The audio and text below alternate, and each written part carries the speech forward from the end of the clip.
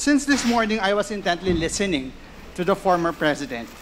At nung umaga po, during the first interpellation, nabanggit ninyo na kayo mismo ay nagugulat na sa dami ng pinatay at inutusan yung pumatay, pero wala pang kaso laban sa inyo.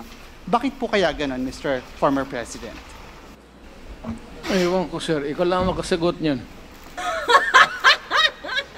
Marami pong salamat for responding, Mr. Former President. I'll now go to my questions, beginning with, earlier, you have reiterated quite often that you will cooperate. Papayag po kayong maimbestiga at magpaimbestiga sa ICC. Is that right, Mr. President? Matagal ko na silang hinintay, sir. Ako nga ang lilipad na doon kung may pera lang. Sa totoo lang. Mr. Chair, Mr. Former President, the second question is, doon po sa investigasyon na ito sa ICC, papangalanan niyo po ba ang mga miyembro ng Davao Death Squad?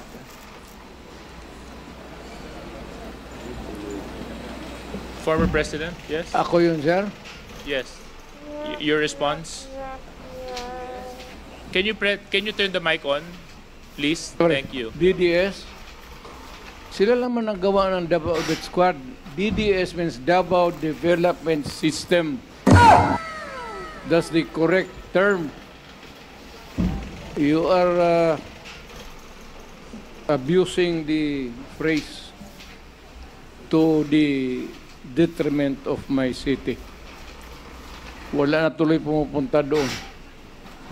Still on the issue, Mr. Chair, willing po ba kayo na doon sa investigasyon na yon sa ICC na pangalanan ang mga biktima ng pagpatay sa Davao ng DDS, however you call it, simula nung kayo ay mayor hanggang sa kayo po ay maging presidente?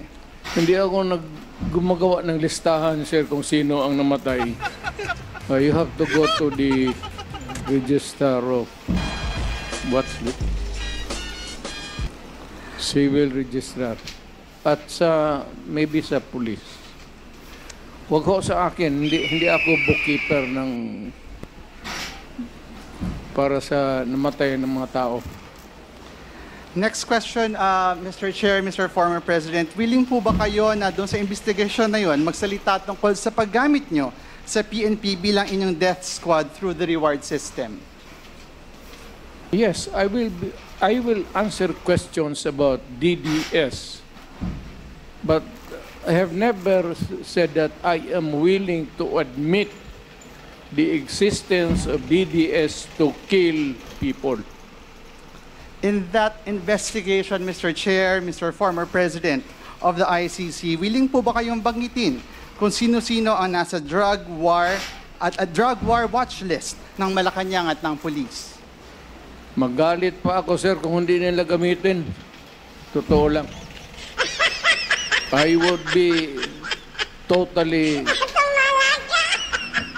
disappointed kung hindi nila gamitin yung listahan kung nasaan yan. And the people that they think could shed a light to the extrajudicial killing that happened in this country.